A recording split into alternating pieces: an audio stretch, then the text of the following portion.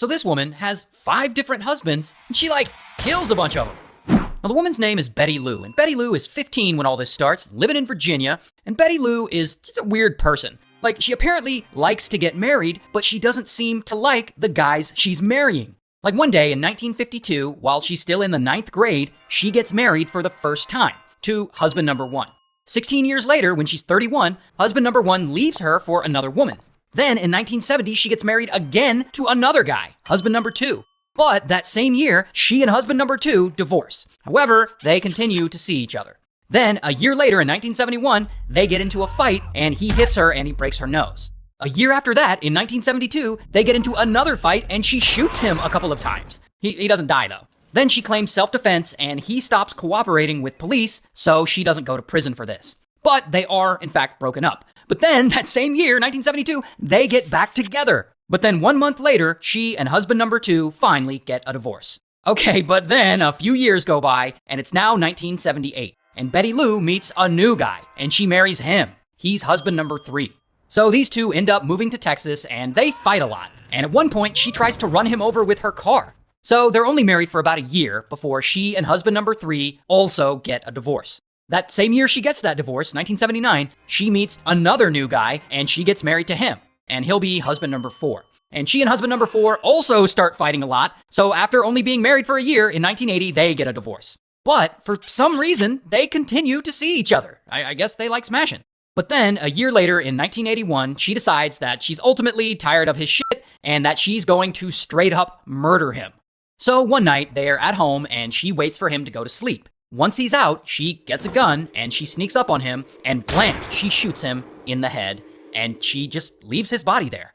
The next day, she goes over to her daughter's house and she confesses to what she did. She's like, I shot husband number 4 last night. And this daughter is from a previous marriage, by the way.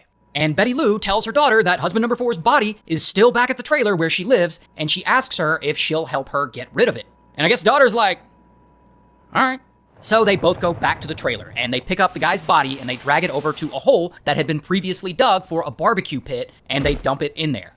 The next day, Betty Lou gets some cinder blocks, and she builds a makeshift patio over the place where they buried the body. So the body is now basically underneath the back porch. And so that's that. Husband number 4 is gone, and no one knows what happened to him. I guess everyone just assumes that he just ran off in the middle of the night or something, and no one suspects that Betty Lou did anything wrong. So she just moves on with her life like nothing happened.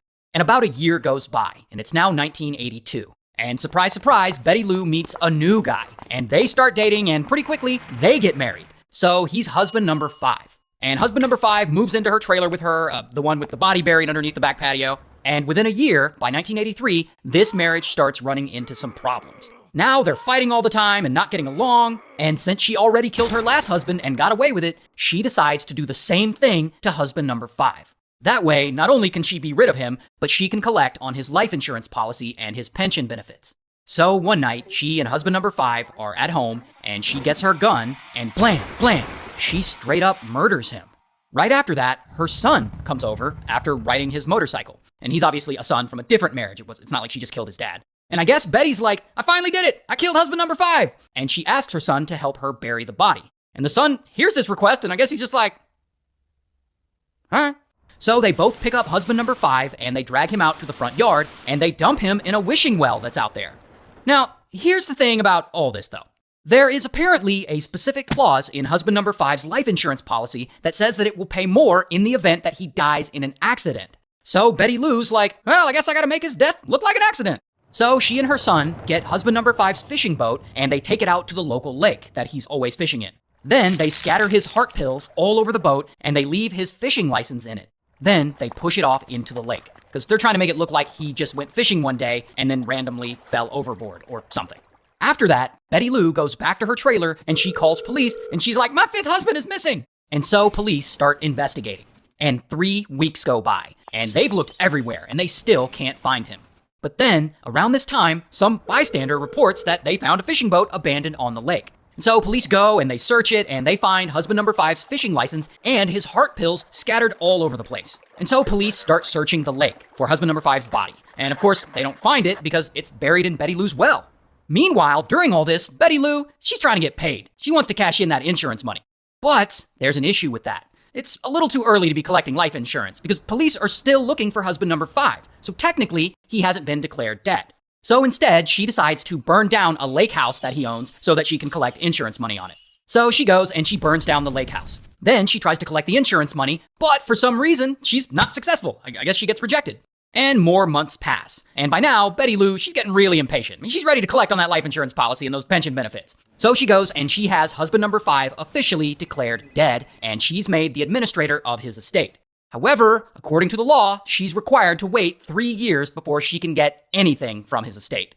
So she waits, and 2 years go by. And one day, kind of randomly, police get a call. And the call is from some random guy. And this guy claims that he used to hook up with Betty Lou, and that one night they got really drunk and she told him that she killed husband number 5 and buried him in the front yard. And so police hear this and they're like, oh snap! And they bring in one of Betty Lou's daughters and they question her. Not the daughter from before, a totally different daughter. But this daughter spills everything, saying, I know my mom killed husband number 5. And so police get a warrant and they go search Betty Lou's trailer and they find husband number 5's body in the wishing well out front and husband number 4 underneath the back patio.